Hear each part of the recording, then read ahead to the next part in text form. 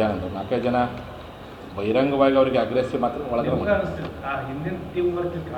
ಹೌದು ಅದು ಐತೆ.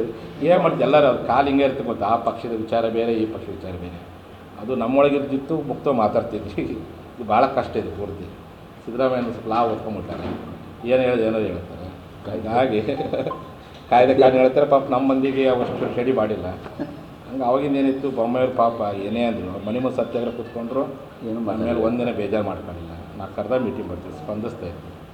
ಬಟ್ ಅದಕ್ಕಿದು ಭಾಳ ಅಜಗಾದ ವ್ಯತ್ಯಾಸ. ಅವರ ಸ್ಪಂದನೆ ಇವು ನೋಡಿ ವ್ಯತ್ಯಾಸ. ಬಟ್ ಇದಕ್ಕೆ ಎಲ್ಲರ ಇರಬೇಕಂತ ಯಾಕೆ ಒಂದು ದೊಡ್ಡ ಮಟ್ಟದ ದೊಡ್ಡ ಸಮಾಜ ರಾಜ್ಯದಾಗ ದೊಡ್ಡ ಸಮುದಾಯ ಕರೆದು ಒಂದು ಗಂಡಸಿಗಾದರೂ ಮಾತಾಡ್ಸುವಂಥದ್ದು ಇರ್ತದೆ. ಆ್ಯಕ್ಚುಲಿ ಅವರು ಮಾತು ಕೊಟ್ಟಿದ್ರು. ಅವರು ಡಿಸೆಂಬರ್ 16 ತಾರೀಕಿಗೆ ಅಧಿವೇಶನ ಇರ್ತಲ್ಲ, ಒಂದು ವಾರದ ಮೀಟಿಂಗ್ ಕರಿತೀನಿ ಸ್ವಾಮಿ ಕರಳೆ.